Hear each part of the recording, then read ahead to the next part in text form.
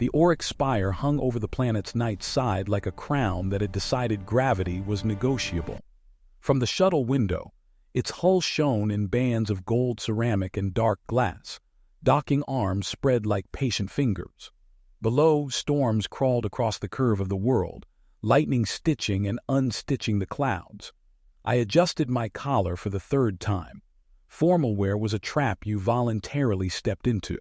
Whoever invented a dress uniform had never tried to do anything important while wearing one.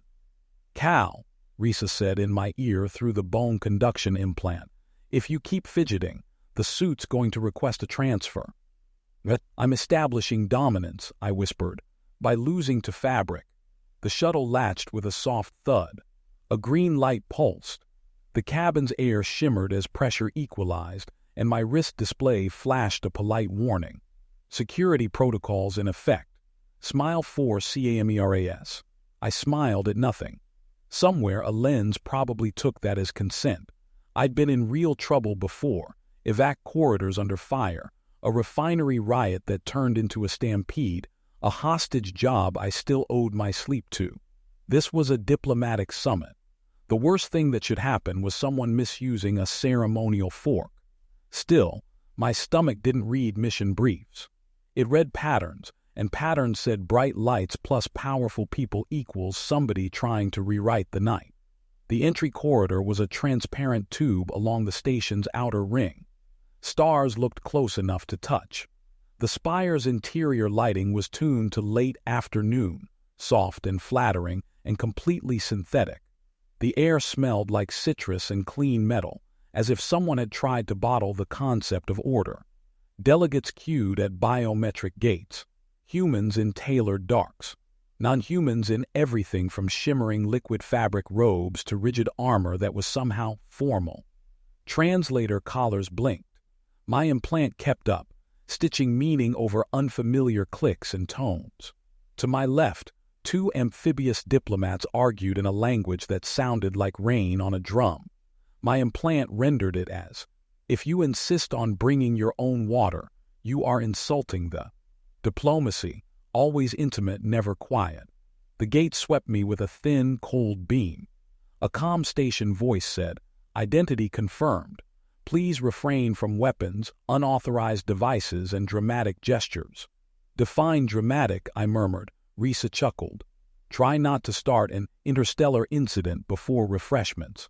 The reception concourse beyond could have swallowed a stadium. Columns rose like petrified light. Holographic banners drifted overhead, rotating the summit emblem in slow, serene loops. Gravity was dialed just above standard, enough to make everyone feel grounded and slightly tired, like the station wanted to discourage enthusiasm. Security was everywhere if you knew how to look. Ceiling nodes with multispectrum lenses, floor plates that doubled as pressure sensors, quiet drones the size of dinner plates hovering at intersections. I counted automatically, 5 in sight. Maybe 6 if the decorative sphere near the ceiling was actually a camera. Too few for this many dignitaries. That thought settled in my head with the weight of a locked bolt. A procession entered from the far side of the concourse, and the ambient noise dropped as if someone had reached for a volume control. Heads turned across species lines. Even people without shared facial cues recognized the shift. The station lighting warmed half a degree, like the environment itself wanted to be seen paying attention. The Queen arrived. At first glance she could have been human, tall, composed, her face carved by symmetry and intent. Her skin carried a pale, luminous tone that caught the light without throwing it back. Her eyes were dark in the way deep water was dark. Not empty, just vast. Then she turned slightly, and her long ears came into full view, sweeping back from her temples in clean, elegant lines. Not a costume, not ornament, biology, identity. Her guards flanked her in a formation that was equal parts ritual and threat assessment. Their uniforms were matte, seamless, threaded with smart fiber that shifted pattern as they moved. No visible weapons, which meant at least 3 hidden ones. Earth didn't bow. We did nods that implied respect without admitting submission. I offered a small one anyway, because principles were easier to hold when nobody was bleeding. Her gaze swept the crowd, quick, precise. When it passed over me, I felt the irrational urge to stand straighter like a kid caught slouching. Then she looked on and the pressure eased. "Tell me you're seeing the drone spacing," I said softly. "I'm seeing a queen with her own gravitational field," Risa replied. "But yes, it's light. I count 6 on that quadrant feed." The queen's entourage moved toward the ceremonial elevators that led to the summit hall. The crowd exhaled and refilled the room with noise in cautious waves. Somewhere, music tried very hard to sound universal and mostly sounded like a math problem dressed in strings. I let the flow of delegates carry me, eyes on reflections in corners. In the polished floor, I caught a service worker pushing a tray cart along the edge of the concourse. Maintenance gray, cap low, badge clipped on the wrong side. The cart itself was too clean, its wheels too quiet. My implant tagged the worker's scent as neutral. Everything alive had a scent. Neutral was a choice. "Risa," I said, keeping my voice casual, "run a maintenance authorization check. Sector 12, Corridor C." A pause, keys clicking on her end. "Cal, that badge doesn't exist in the station registry." The service cart angled closer to the Queen's path. The worker's hand slipped under the tray cloth. Protocol said notify. Instinct said move. I exhaled once, slow, like I was stepping onto a range. "Yeah," I said, "that's going to be a problem." I moved before my brain finished filing the paperwork. The service cart rolled along the edge of the concourse, just close enough to the Queen's path to look incidental. The worker's posture was too tight for someone carrying finger sandwiches. I cut across the flow of delegates, keeping my pace steady like I belonged anywhere I decided to be. "Cal," Risa warned in my ear, "I just pinged station security. They're asking for a reason." "Tell them I'm allergic to neutral," I said. The worker's hand stayed under the tray cloth. The Queen's guards didn't break formation, but I saw micro-adjustments. Shoulders angling, weight shifting, attention narrowing. They'd noticed something too. The problem with professional security was that everyone wanted to be correct in public. I reached the cart as it glided by and hooked 2 fingers under the tray cloth like I was checking the presentation. The worker's eyes flicked up. For half a second, his face did something like surprise, then tried to become blank again. Too late. Under the cloth was not food. It was a compact cylinder with a segmented cap, cables coiled tight around it, and a thumbnail-sized emitter plate already warming to a faint red. My implant flashed a warning across my vision, non-standard power signature. "That is not a canapé," I said. The worker lunged. I slammed my palm down on the cylinder, shoving it hard into the cart's frame. The force knocked the cart sideways, metal wheels squealing against the polished floor. The worker twisted, fast, and a thin blade flashed from his sleeve. Not a knife. Something monomolecular, meant to be invisible until it was. I leaned back, felt it whisper past my throat, and my suit's collar tightened automatically like a nervous friend trying to help. The cylinder made a soft click. Everything went wrong at once.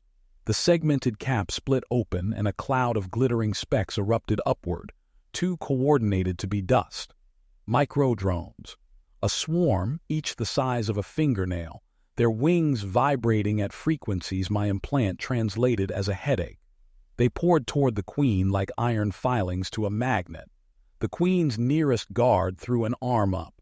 A translucent shield snapped into existence from his bracer, catching the first wave. The drones hit it and scattered, then reformed, searching for a gap. A second device fired from the cart's underside with a low thump. The air rippled. For a heartbeat, the concourse felt like it had been dunked underwater. Sound distorted. Balance went sideways. It was a sonic disruptor tuned to scramble inner ears and comms. "Risa," I said. Her reply came back chopped. "You're." Great, even my sarcasm had better reception. The Queen didn't scream. She didn't flinch. She turned her head, those long ears angling slightly, as if she could hear the shape of the threat. Her gaze snapped to the cart, then to me, and for a second it felt like being measured by a person who had been making life-and-death decisions longer than I'd been alive. I grabbed her wrist. Royal protocol probably had a paragraph about not manhandling sovereigns. I decided to file that under later. "Move," I said, and pulled. Her guards reacted instantly, but the disruptor had their timing just a fraction off. That was all Assassination needed. A fraction. The swarm surged. One drone slipped around the edge of the shield and darted for the Queen's throat. I stepped into it. My palm smacked the drone out of the air, but two more took its place, and something bit into my left shoulder, a sting that turned hot and then cold. My suit didn't register an impact. That meant it wasn't an impact. It was a filament or a needle. I didn't have time to diagnose. I yanked the Queen down behind a decorative plinth, a slab of carved stone that looked expensive enough to have its own lawyer. Her guards folded around us, shields overlapping. The concourse erupted into panic, 100 species trying to decide whether to flee or film. Everybody stay calm. Someone shouted in 3 languages at once, which had the opposite effect. A station klaxon tried to sound dignified and failed. Bulkheads began sliding into place along the concourse exits, slow at first, then faster as the system finally admitted it had a problem. The worker bolted, using the cart as cover. He tossed a small disc toward the ceiling. It stuck to a light fixture and blinked. A second swarm hatch, because one murder cloud wasn't enough. I looked around. The only thing near me long enough to be a weapon was a ceremonial banner pole, gold-capped, meant to look heroic in photos. I grabbed it and rose just enough to swing. The first drone wave came in low, aiming for faces and exposed seams. I swung the pole like a bat at a very expensive beehive.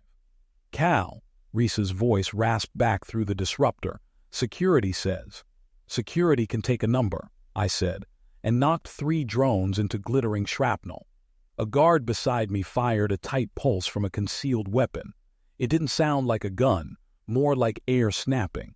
The pulse caught a cluster of drones and turned them into sparks. The Queen's eyes tracked everything, calm, calculating. She touched something at her wrist, a slim band that looked like jewelry until it lit up with a pattern of symbols. The station lights flickered, then the nearest ceiling nodes rotated toward the cart with sudden purpose. Her voice cut through the chaos, not loud, just absolute.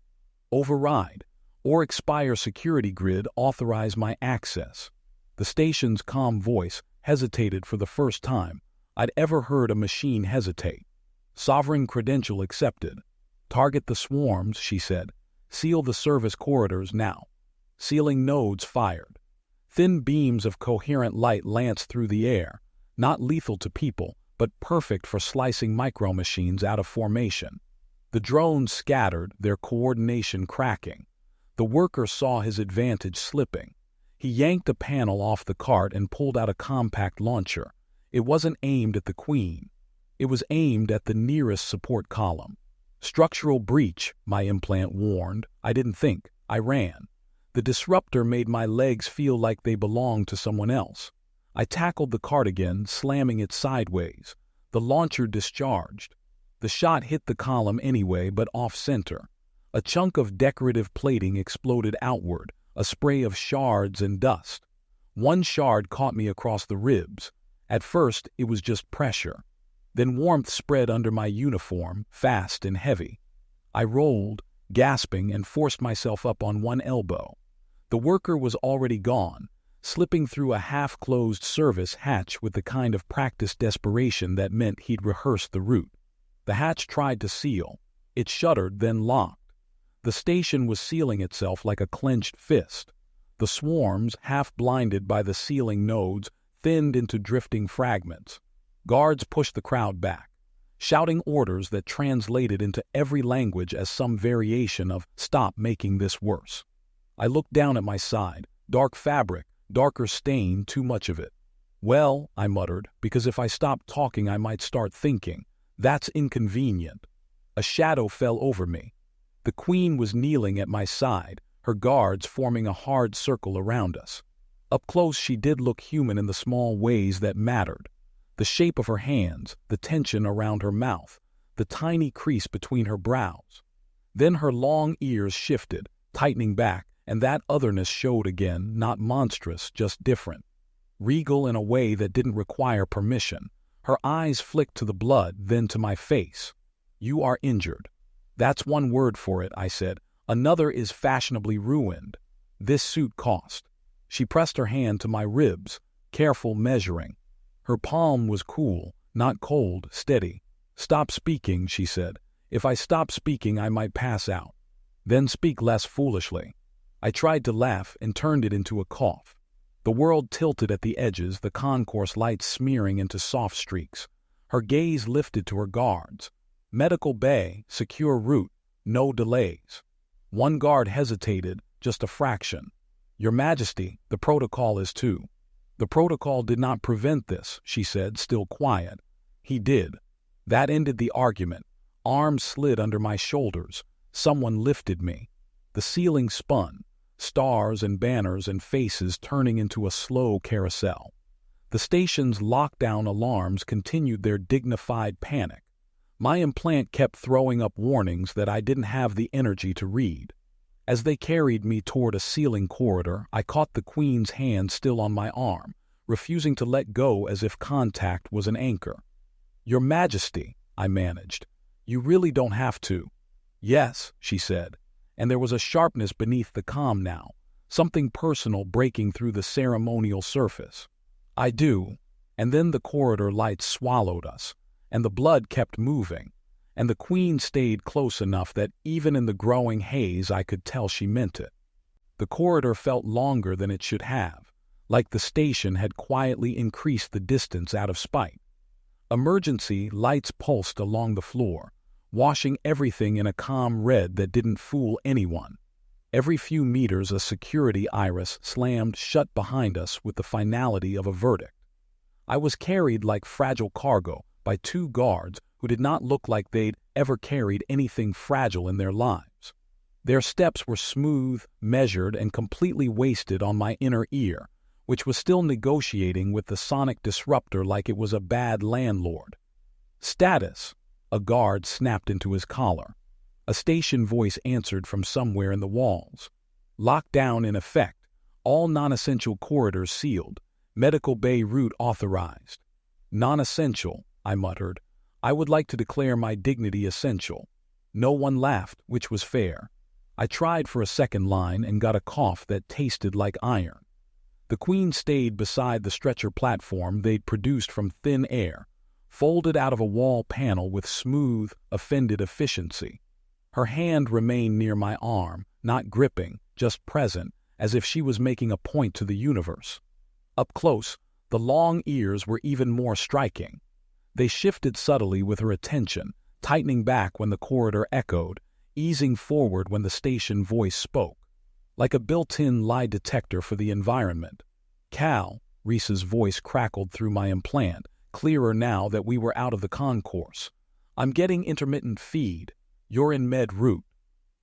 "Unless this is a very fancy gift shop," I said, then regretted the breath it cost. "Tell me you got a visual on the attacker."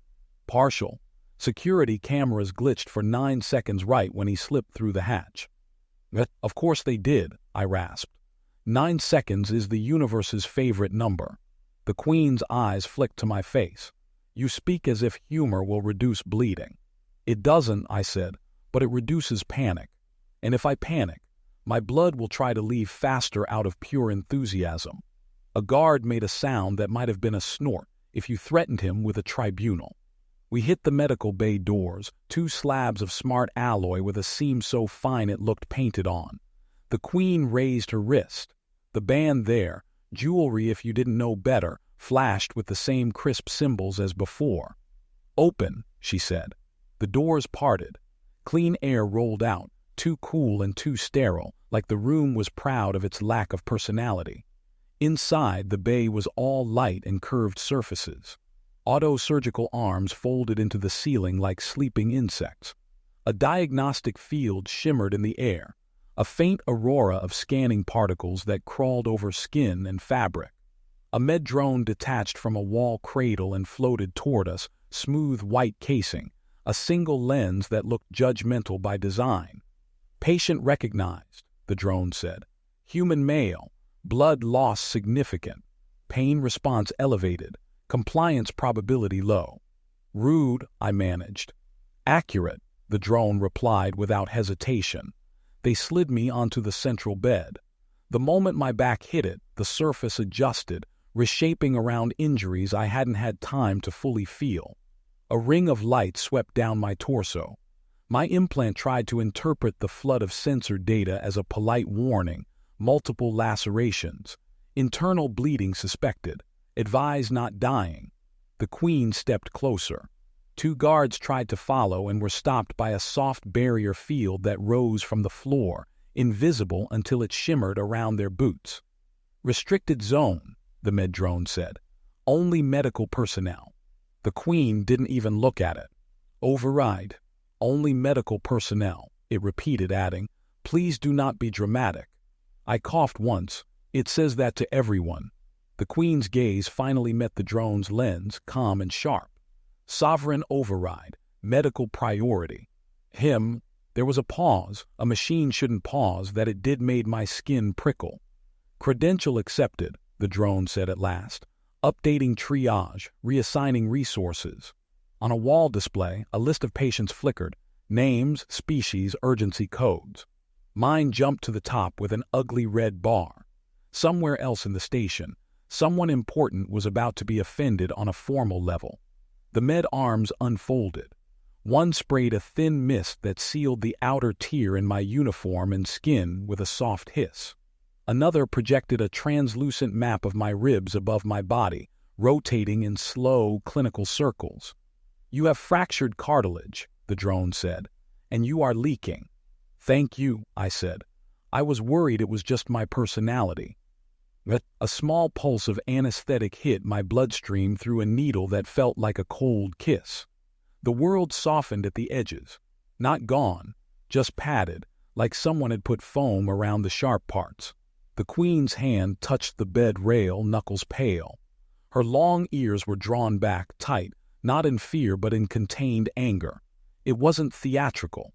It was private, and that made it heavier. Outside the bay doors, muffled voices rose. Advisors, security, someone insisting on protocol. The Queen didn't turn toward them. Her eyes stayed on my face, as if the argument happening beyond the glass wasn't worth the oxygen. You should be elsewhere, I said. My voice sounded far away. Your people will think you're, I don't know, sentimental. Her lips moved, almost a smile, almost not. Let them think. That's dangerous. Yes, she said simply. The med drone hummed, displeased with the emotional content. Patient requires stillness. Conversation may increase heart rate. I'm being scolded by a hovering toaster, I told the Queen. Is that normal here? It is not a toaster, she said, then added very quietly, and I have heard worse counsel. Reese's voice slipped into my implant again, urgent and thin.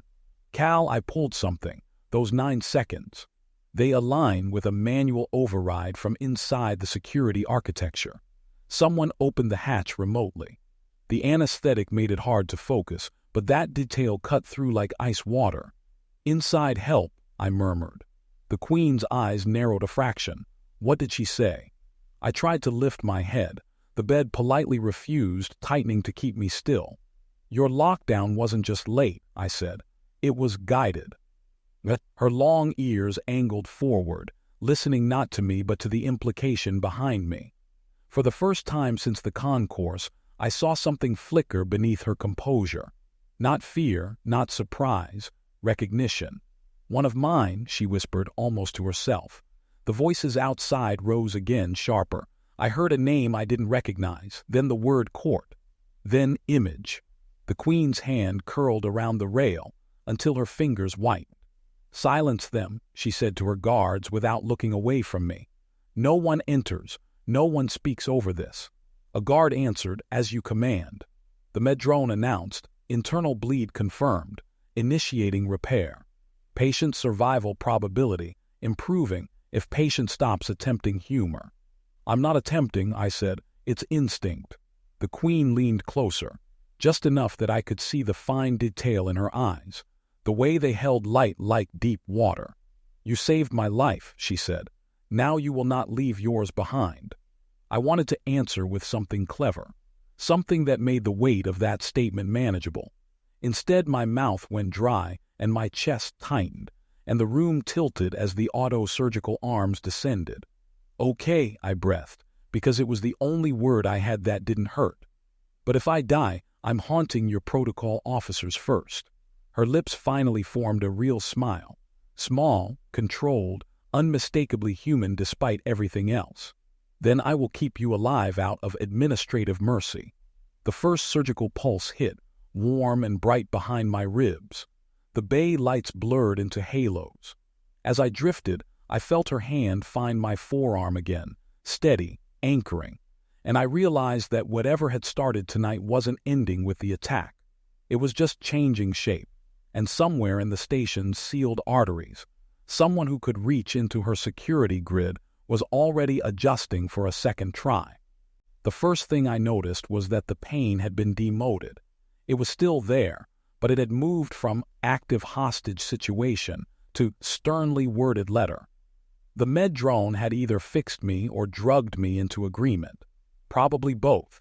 A soft light pulsed above the bed in a slow rhythm, syncing with my heartbeat like the station was trying to remember I existed. I opened my eyes and immediately regretted the decision. The ceiling was too bright and too clean, as if cleanliness had become a religion and I just walked in with muddy boots. "Patient awake," the med drone announced. "Please refrain from heroism." I swallowed. My throat felt like I'd been breathing recycled sand. "No promises." "Noncompliance noted," it said, sounding satisfied to have been right earlier. A shadow leaned in at my right, and the room shifted in a way no machine could produce. The Queen sat beside the bed, close enough that I could see the fine texture of her skin, the almost imperceptible shimmer that wasn't makeup or sweat, just biology. Her long ears were relaxed now, angled back in an elegant line, but the muscles at their base held tension like a coiled wire. She had removed her outer ceremonial mantle. What remained was simpler, darker, still undeniably royal, but practical enough to be here for hours. "You are awake," she said. "Against medical advice," I murmured. Apparently my body didn't get the memo about staying dramatic. Her gaze flicked to the med drone. "How long until he can speak without harming himself?" The drone replied, "Speech is not harmful. His tendency toward foolishness is." "See," I said, "even the furniture has opinions here." The Queen's mouth tightened, then softened. Not quite a smile, but something that belonged to the same family. "It is not furniture." "It hovers," I said. "If it had a drawer, I'd put socks in it." The drone made a quiet sound that might have been irritation. "Internal repairs are ongoing. Do not attempt to sit up. Do not attempt to stand. Do not attempt. Do not attempt life," I finished. "Correct," it said. I lay still because my ribs made it clear the bed was not bluffing. A faint warmth moved beneath my skin in slow waves, like invisible hands pressing bandages from the inside. Nanofiber scaffolds, probably. Smart clotting agents. The kind of medicine that made you wonder why anyone ever died, until you remembered humans were endlessly inventive about finding new ways. Outside the bay doors, voices rose and fell. The barrier field kept them muted but not silent. I caught fragments through the glass. "Protocol, security failure, the court will demand." The Queen didn't look toward them. She kept her eyes on me as if the people outside were weather. "You should rest," she said, and her tone was gentle enough to make it an order. "I'm trying," I said. "My nervous system is filing complaints." Her long ears tightened slightly at a sharper voice outside. She lifted her wrist and tapped the thin band again. The barrier field brightened. The voices dropped, abruptly, like someone had cut a cable. "Thank you," I said. "I was worried I'd have to listen to politics while half dead." "You are not half dead," she said. "You are inconveniently alive." That's the nicest thing anyone said to me all week. Her eyes held mine. In them I saw fatigue, controlled and hidden but present. She had been through the concourse, through the lockdown, through the med bay's cold light, and she still hadn't let herself look away for long. "Your name," she said. I blinked. "Cal." "I know," she replied. "I meant speak it again." Something in my chest tightened that had nothing to do with ribs. "Cal," I said, softer. Her ears eased forward, attentive. "Cal," she repeated, as if testing the sound for weight. The door's glass shimmered with a security overlay, a live schematic of the station ring, corridors turning red as lockdown held. Small icons moved: guards, drones, medical carts. One icon blinked near our bay, then vanished. I frowned. My implant tried to sharpen the overlay, but the meds made my focus slippery. Risa's voice slid into my ear, low and urgent. "You awake?" "Barely," I said, and the words came out as a rasp. I traced the manual override that opened the service hatch. It wasn't just inside help. It was a privileged node, someone with court-level access. The Queen's eyes narrowed, not at me but at the pause in my speech. "She speaks to you." "Yeah," I said, choosing honesty because I had no energy for diplomacy. "My partner, she's digging." Risa continued. "I can't get a name yet, but the override came from a terminal registered to a liaison office. That's close to the summit hall." "Close to you," I murmured before thinking. The Queen heard it anyway. Her long ears pulled back in a sharp line. "How close?" I could have softened it. I could have lied. But she wasn't a person you soften things for. She'd break through it and then remember you tried. "Close," I said. "Whoever did it has access to your layers." Her face didn't change much, but something behind it hardened, like a door locking quietly. "Then they will try again." The med drone interrupted, tone bright with misplaced optimism. "Reminder, stress increases blood pressure. Please maintain calm." "I'll tell my blood," I said. "It's very open to negotiations." The Queen's gaze stayed on the door, on the overlay, on the station's red corridors. "They did this on a night meant to show unity," she said. "They wanted to humiliate me as much as kill me." "People are creative," I said. "Sometimes I wish they were." Her eyes returned to me. "You moved without hesitation." "Habit," I admitted. "Also, that cart had the wrong vibe." "The wrong vibe," she repeated carefully. "It's a human diagnostic tool," I said. "Highly scientific, peer-reviewed by my gut." To my surprise, she made a quiet sound that was unmistakably a laugh, short, restrained, and real. It changed her face. It made her look less like a symbol and more like a person who'd been holding her breath for too long. Outside, a soft chime sounded from the corridor. The med drone pivoted slightly, lens narrowing. "Unauthorized proximity detected," it said. "Access check in progress." The Queen's ears snapped forward, alert. The door overlay flickered. For a fraction of a second, the station schematic showed a route line, green, leading straight toward the medical bay, as if someone had requested access and been granted a path. Then it vanished. Risa's voice sharpened. "Cal, I just lost the feed for half a second. That shouldn't happen. Someone is pinging the med network." The med drone's casing warmed, tiny vents opening as it powered up defensive routines it probably hoped never to use. Medical bay systems receiving an external command request. Request origin, internal. The Queen stood in one smooth motion. Her calm didn't leave, but it tightened into something lethal. "No one," she said quietly, "touches him." I tried to lift a hand, to make a joke, to lighten the air the way I always did when things got sharp. My body refused. The bed held me like a firm teacher. "Your Majesty," I managed, "if this is the part where I die again, I'd like to file a complaint." Her eyes cut to me, and in them I saw something that wasn't royal at all. It was personal. It was a vow. "You will not," she said. The doors seemed bright. Something on the other side requested entry again, politely, persistently, like danger-wearing manners. The door seemed brightened again, a thin line of light that pretended it was permission. The med drone rotated in place, lens narrowing as if it could glare hard enough to enforce policy. "Entry request pending," it announced. Authorization token, internal, clearance level, medical. The Queen stood between the bed and the door without thinking about it. Her long ears pulled back, tight, the way they had in the concourse when danger stopped being theoretical. Deny, she said. Request is persistent, the drone replied. It has been reissued with amended parameters. Deny, she repeated, and this time she tapped her wristband. Symbols flared. The barrier field at the door thickened, turning faintly opalescent like a soap bubble with teeth. Outside, a muffled voice filtered through the glass.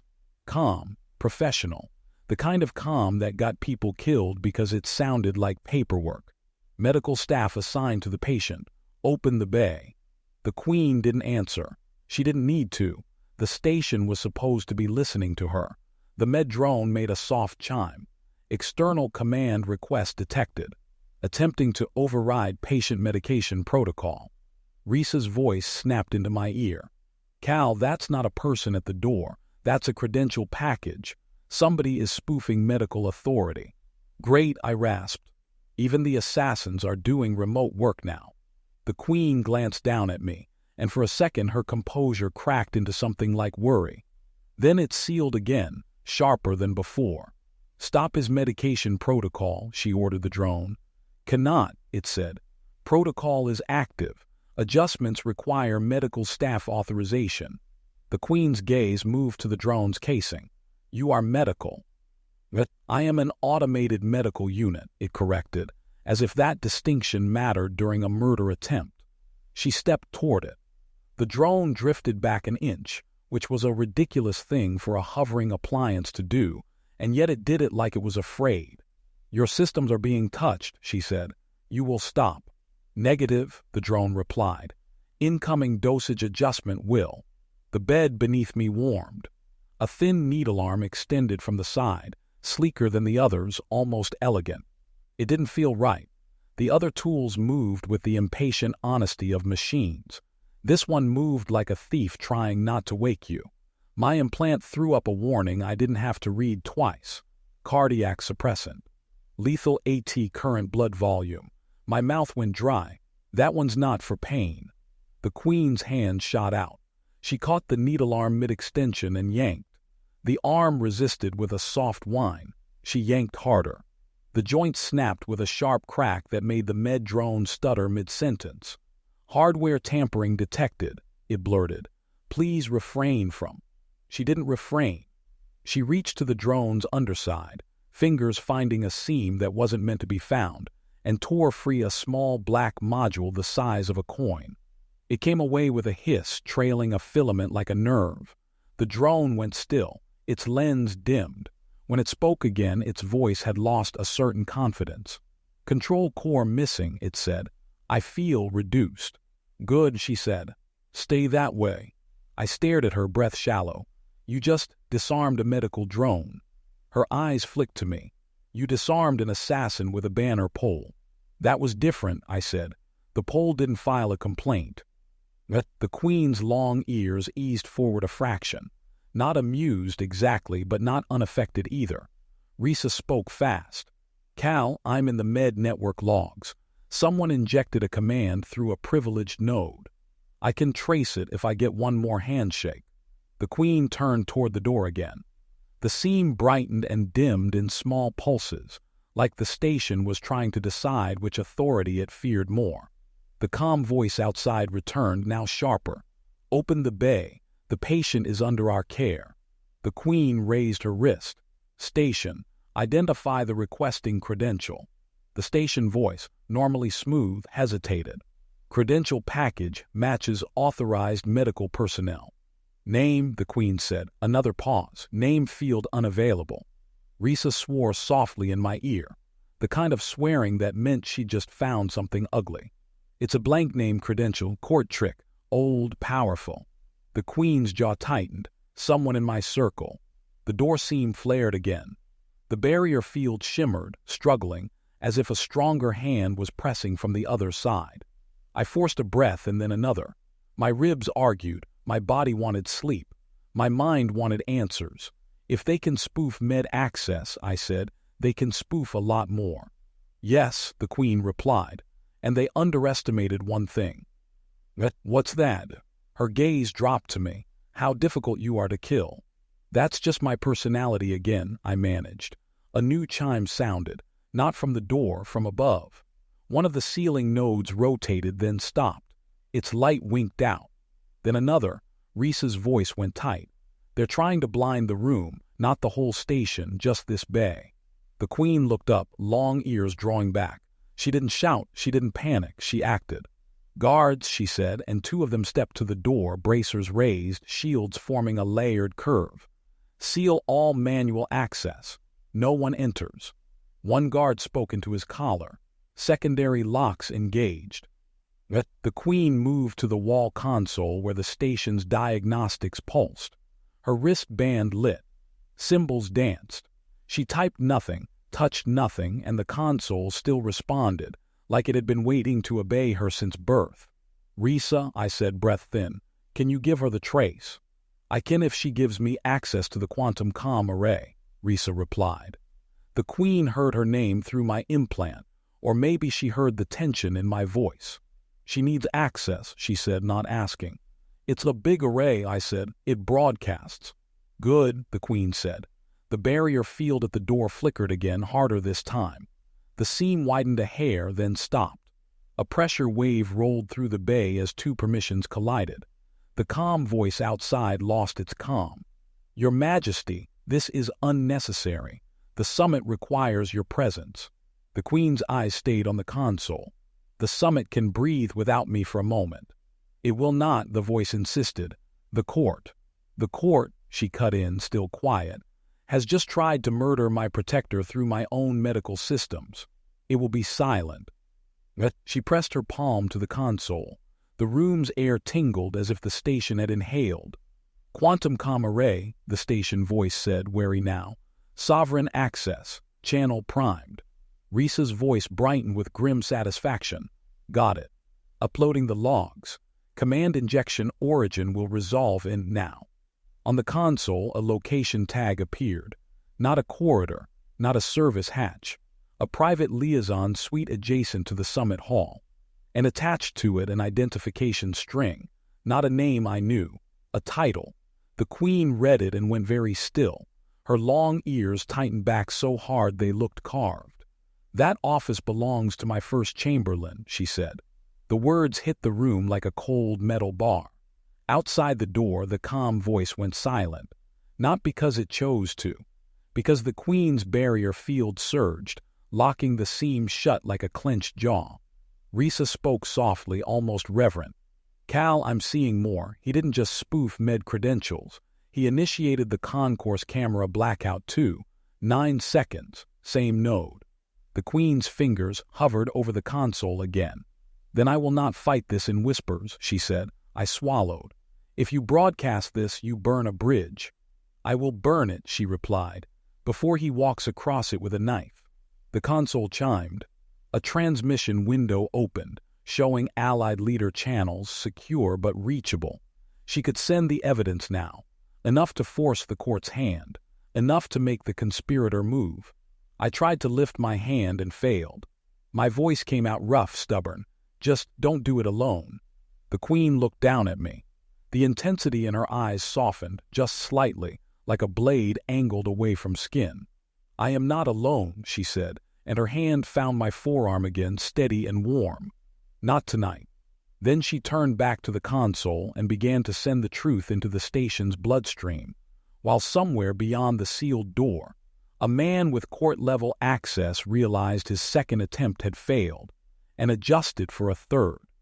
The transmission went out like a flare in vacuum, silent, bright, and impossible to pretend you didn't see. On the wall console, confirmation pings blossomed across the Allied channel list.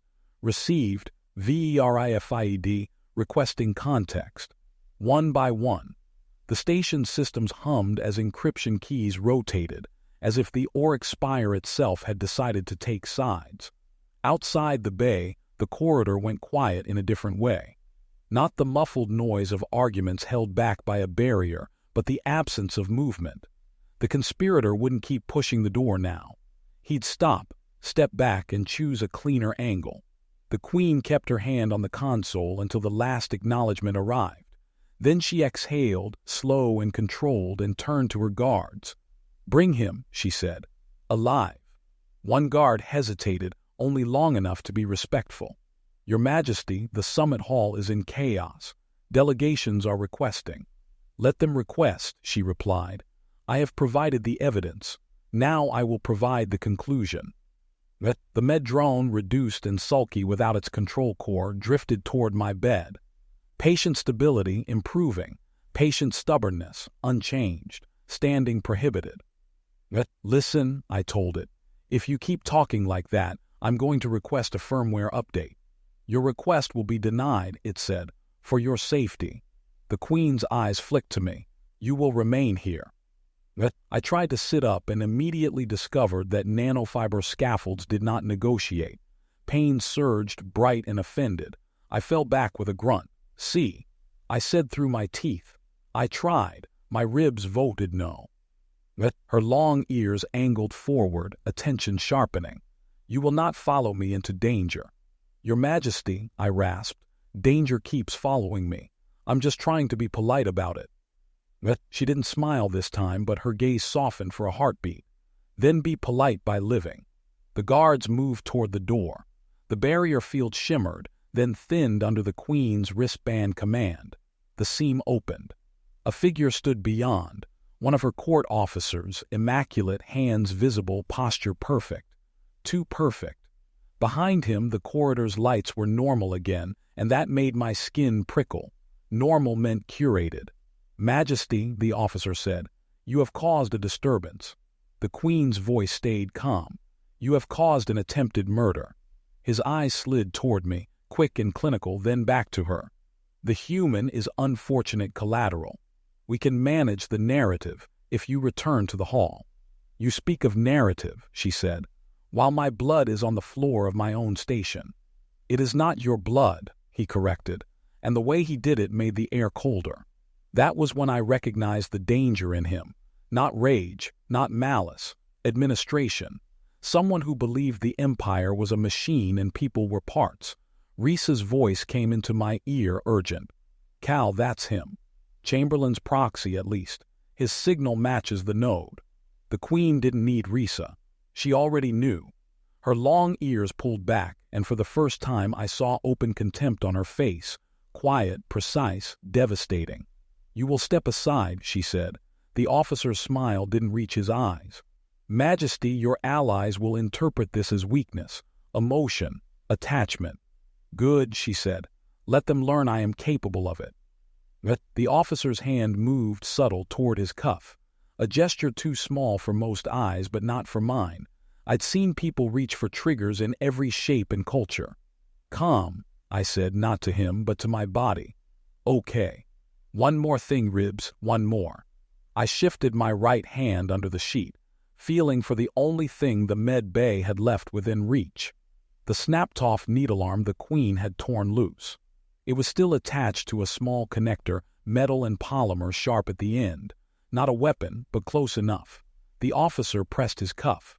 The nearest ceiling node blinked, then fired. Not at him. At the barrier field generator by the door. A thin beam lanced through it, and the barrier field stuttered, collapsing in a flicker. The guards reacted instantly, shields flaring up, but the officer had already taken one step inside the bay, like he'd been invited. "Majesty," he said softly, "the Empire cannot afford sentiment." He drew a compact emitter from inside his sleeve, smaller than a palm, shaped like a ceremonial seal. A toxin projector, clean, silent, made for close work. The Queen moved between him and the bed. "Stop," she said. He didn't. The emitter lifted. I didn't have time to be brave. I had time to be useful. I flung the needle arm connector straight at the emitter. It clipped the device, not enough to break it, but enough to knock its aim off by centimeters. The projection fired. A thin mist hissed through the air, striking the guard's shield and beating harmlessly on its surface instead of sinking into skin. The officer's eyes flashed surprise finally. His composure cracked. The Queen's hand shot out and caught his wrist. Her grip was iron. The long ears pinned back and her calm turned into something ancient. "You tried to poison me once," she said, voice low. "You will not do it again." The officer twisted, fast, but her guard slammed him into the wall with a single efficient motion. Another guard snapped a restraint cuff around his forearms. It lit and locked, binding muscles with a localized gravity clamp. He struggled once, then stopped. Not because he feared pain, because he feared humiliation. "Majesty," he said through clenched teeth, "you will regret making this public." The Queen leaned in close enough that only he would hear. "No," she said, "I will regret that I ever trusted you." She straightened and looked at her guards. "Take him to the Allied Oversight Chamber. Let every delegation witness his confession. Use the logs. Use his devices. Let truth do what fear cannot." They hauled him out. The corridor swallowed his perfect posture. The bay fell quiet again, broken only by the med-drone's soft whir as it resumed its sacred duty of disapproving. "Attempted standing detected," it told me, though I hadn't moved. "Patient is heroic in the most inconvenient manner." I let out a shaky breath. "You have no idea how hard I'm trying to be boring." The Queen turned back to me. For a moment she didn't look like a sovereign. She looked like someone who had been holding herself upright with willpower alone and had finally found a place to set that weight down. "You threw a piece of broken medical equipment at my Chamberlain," she said. "Technically," I replied, "I threw it at his murder gadget." Her eyes narrowed in a way that might have been amusement, might have been exasperation. "You should not have been able to move." "I shouldn't have been able to do a lot of things tonight," I said, and then my voice softened without my permission. "But I couldn't watch you stand alone." Her long ears eased forward. "I was not alone." "You were," I said quietly. "Until you decided you weren't allowed to be." For a heartbeat, the station seemed to hum around us, a distant engine note. Beyond these walls, the summit would be rewriting itself. The Allied leaders would demand reforms, audits, resignations. The Empire's court would fracture, then reshape. The assassination attempt had been meant to show weakness. Instead, it had forced a choice into the light. The Queen sat back down beside the bed, close enough that her shoulder almost touched mine. "Your advisors will hate this," I murmured. "Me, I mean, the human who bleeds at inconvenient times." "My advisors," she said, "will adjust." "That's a royal way of saying you're going to steamroll them." "Yes," she replied, and this time the small smile appeared. "You are learning our language." I closed my eyes for a moment, letting the relief settle. It didn't feel like victory. It felt like survival with consequences. When I opened them again, she was still there. Her hand rested lightly on my forearm, not as an order, not as a symbol, as a promise. "What happens now?" I asked. "You recover," she said, "and you will be protected, officially." "Officially," I repeated. "That sounds like paperwork." "It is," she said, "and it will make it much harder for anyone to hurt you without declaring war." I exhaled. I've always wanted to be a diplomatic incident. Her laugh was quiet, but this time it held warmth, not just control. "You already are." The med-drone chimed. "Patient requires rest. Sovereign presence may elevate heart rate." The Queen didn't move. "Then he will rest with a faster heart," she said. "Non-standard," the drone complained. "Appropriate," she answered. I let the station's soft light wash over me. The pain was still there, but it had a boundary now. So did the fear. I had come aboard the Oryx Spire expecting to do my job and disappear into the background, a human in a suit trying not to offend anyone important. Instead, I'd learned something I hadn't wanted to know. That courage wasn't just running toward danger. Sometimes it was staying after the danger, when the easy thing was to retreat behind titles and distance, and pretend your life hadn't just brushed against someone else's. I felt her hand still there, steady. "Your Majesty," I whispered, because formality felt safer than what I actually meant. "Cal," she replied, using my name like it mattered. And as the med bay's systems dimmed and the station beyond began the slow, messy work of repairing itself, the Queen stayed by my side, not as a gesture for history, but as a choice for the present.